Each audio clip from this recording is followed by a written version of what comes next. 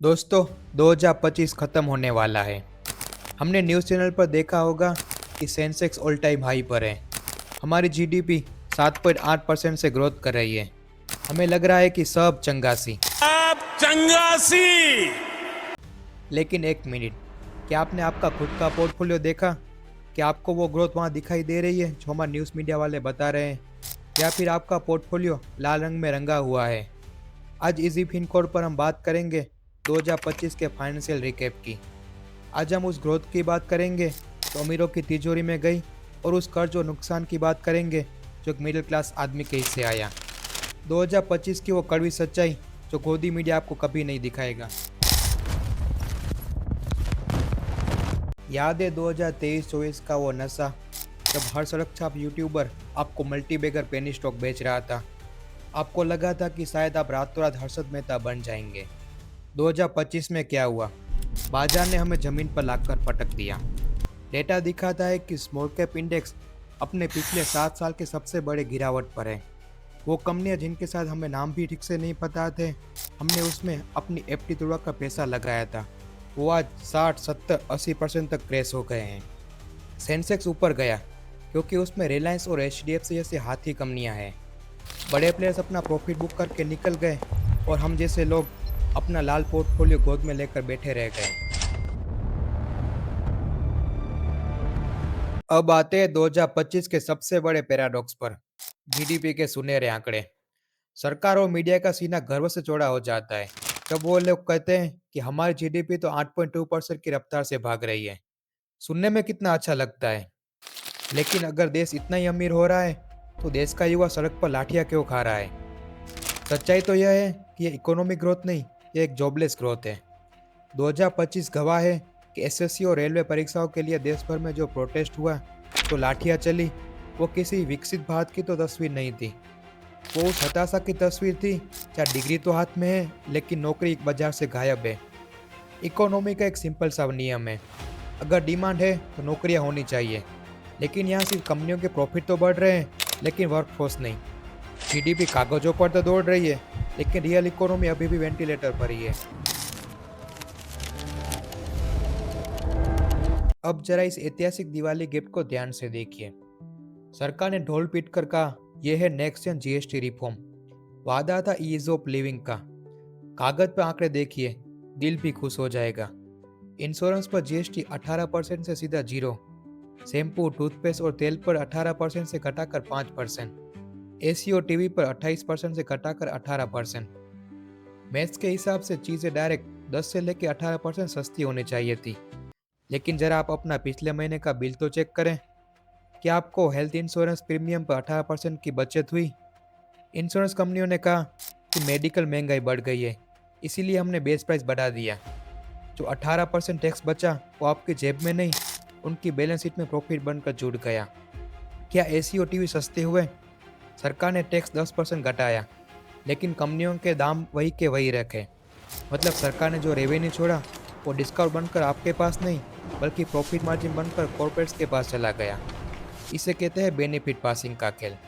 सरकार ने कहा हमने तो टैक्स कम कर दिया, लेकिन कंपनियों ने कहा हमारा कच्चा माल ही महंगा हो गया है, और बीच में सिर्फ मिडिल क्लास ही पिसाता रह गया। यह रिफॉर्म कंज्यूमर के लिए नहीं, बल्कि कंपनियों के लिए प्रॉफिट बूस्टर स्कीम थी। दिवाली गिफ्ट हमारे हाथ में नहीं, बल्कि सिर्फ पोस्टर पर ही रह गया।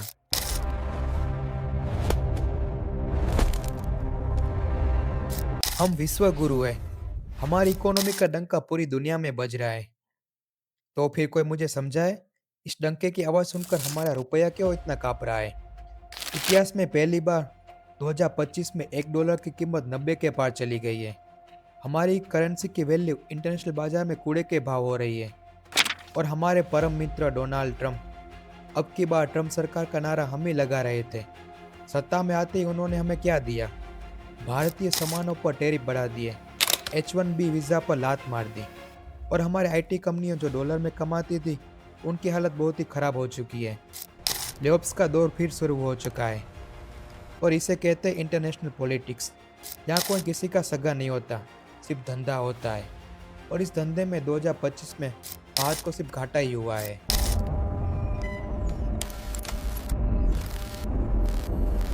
चलो मान लिया आपने मार्केट क्रैश को भी झेल लिया, सरकार का टैक्स भी भर दिया, लेकिन 2025 में आपकी जेब पर जो सबसे हाईटेक हमला हुआ था वो था स्कैम 2.0।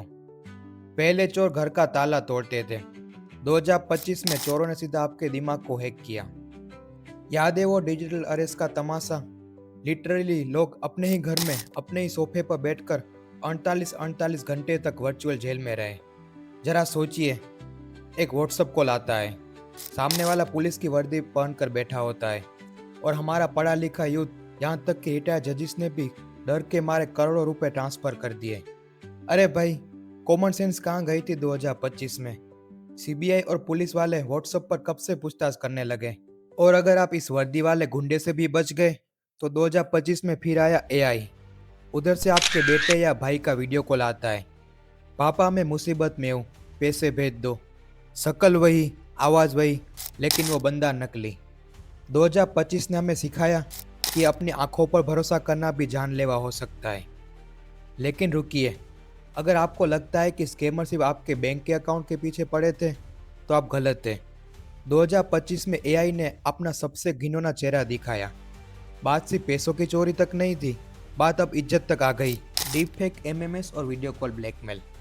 सोचिए, एक आम इंसान, कोई कॉलेज जाने वाली लड़की या एक हाउसवाइफ सुबह उठती है और देखती है कि उसका चेहरा किसी अश्लील वीडियो पर लगा दिया गया है, या फिर एक अनजान वीडियो कॉल आता है और अगले ही पल स्क्रीन रिकॉर्डिंग करके आपको ब्लैकमेल किया जाता है।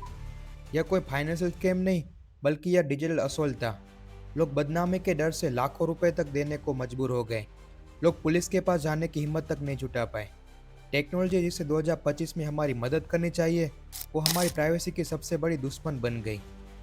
और कड़वा सच सुनिए, जब आपके साथ ये सब होता है और आप साइबर सेल के 1930 पर कॉल करते हैं, तब तक आपका पैसा क्रिप्टो बनकर दुबई या चीन के किसी वॉलेट में पहुंच चुका होता है।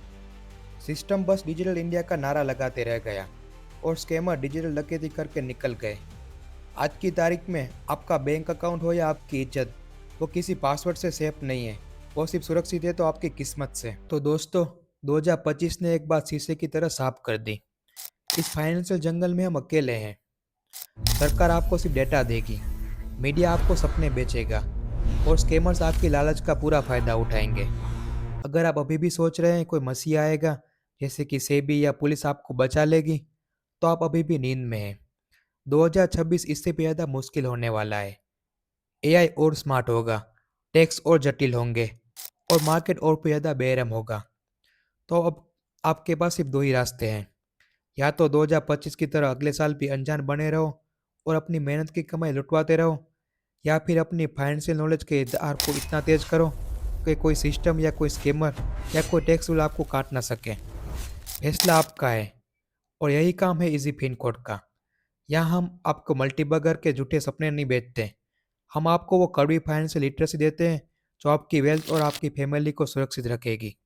तो अभी इस वक्त सब्सक्राइब बटन को दबा दीजिए, क्योंकि 2026 में सर्वाइवल उसी का होगा जो जागरूक है। जागते रहिए और सीखते रहिए। जय हिंद।